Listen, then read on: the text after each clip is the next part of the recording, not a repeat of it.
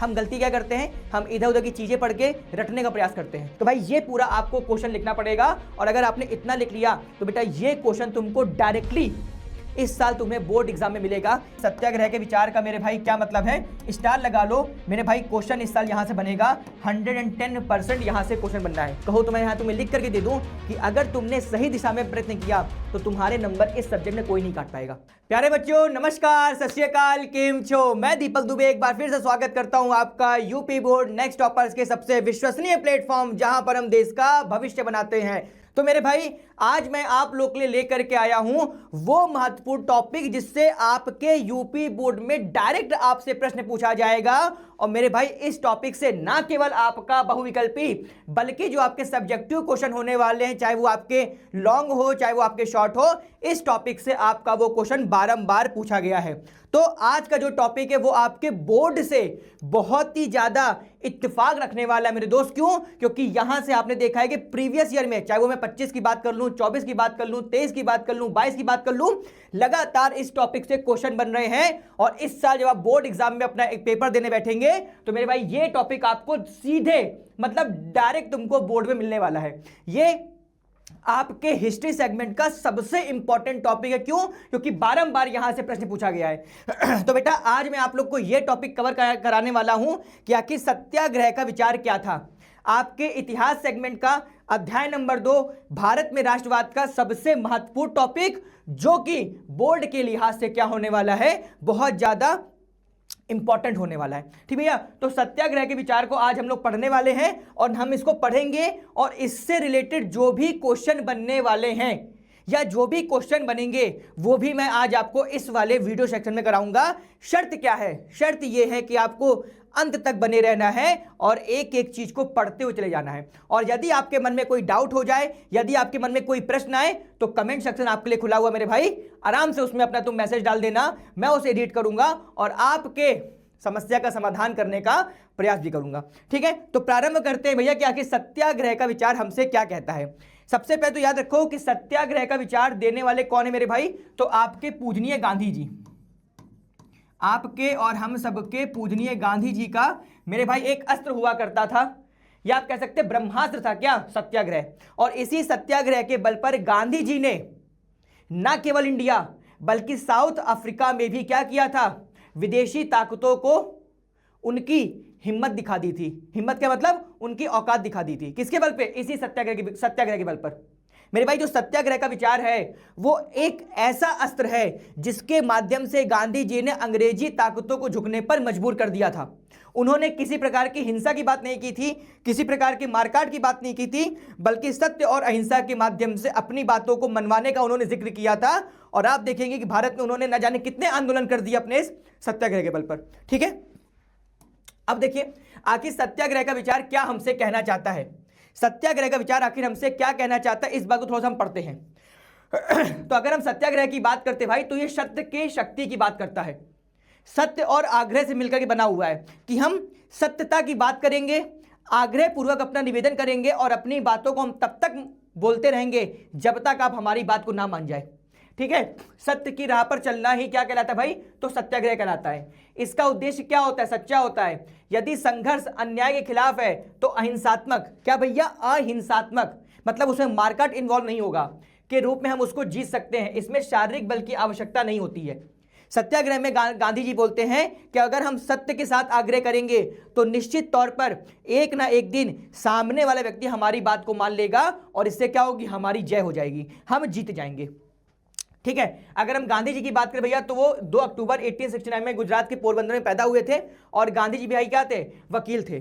गांधी जी पेशे से क्या थे भाई, तो बैरिस्टर हुआ करते थे। आप सबको मैंने अपनी क्लास में बताया था कि लंदन से बेटा ये क्या करके आए थे, तो वकालत की पढ़ाई करके आए थे। अपने जमाने के सबसे उच्च कोटि के क्या बैरिस्टर हुआ करते थे। कौन? महात्मा गांधी जी।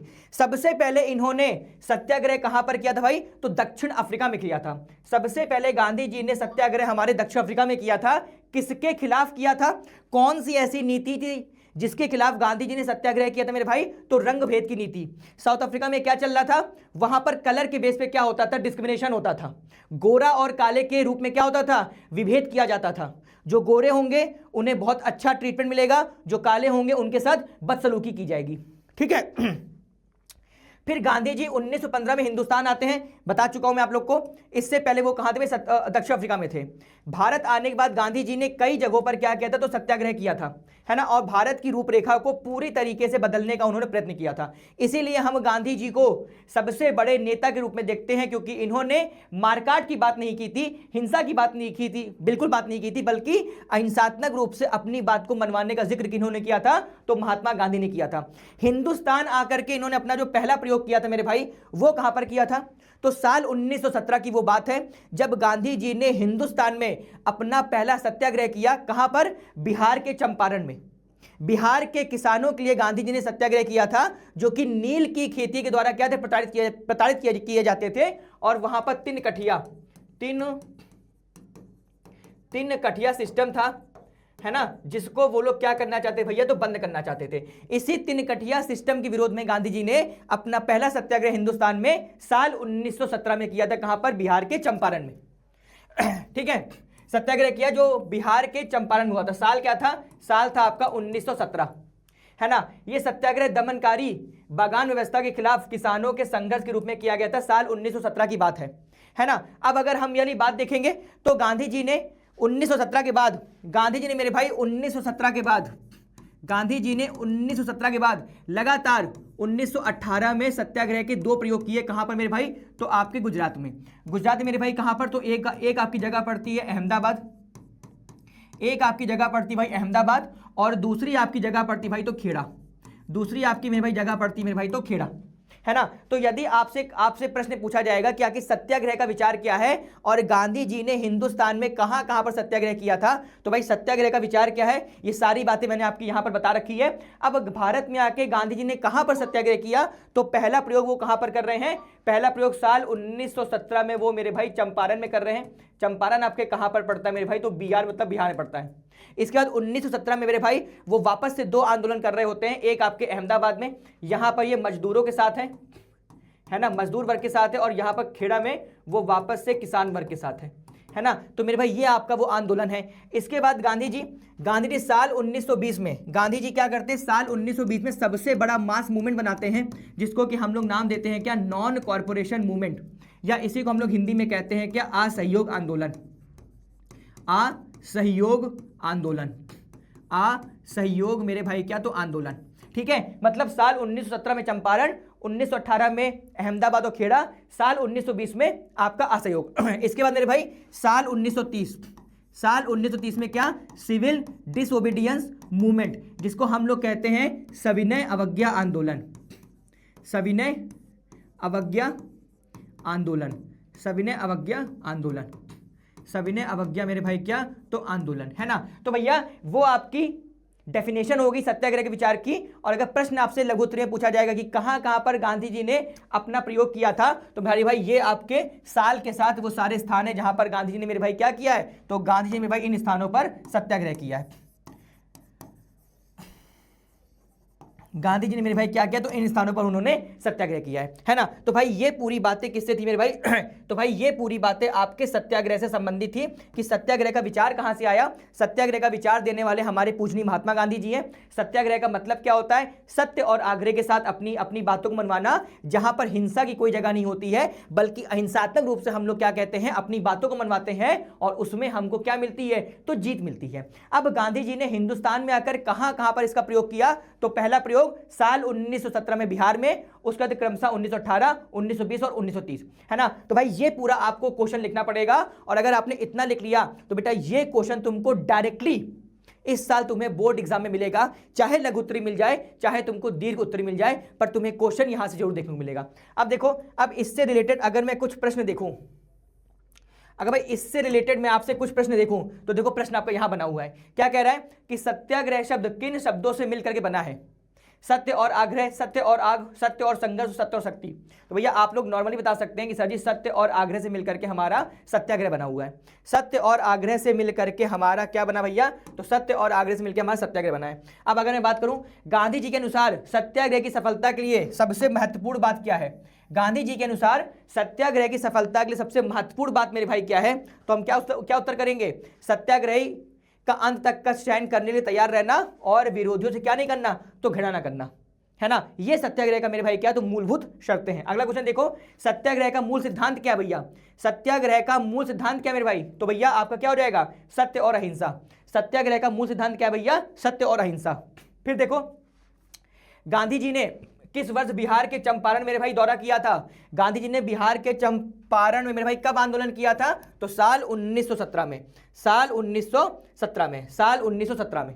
ठीक है, अब देखो, अब एक और क्वेश्चन है, क्या कह रहा है, भारत में आधुनिक राष्ट्रवाद का विकास जैसा कि वियतनाम में, इसमें क्या निकटता देखने को मिलती है मेरे भाई, तो आप देखेंगे उपरोक्त सभी, है ना। ये चारों चीजें हमें यहां पर देखने को मिलती है जो कि वियतनाम में भी हमें देखने को मिलती है।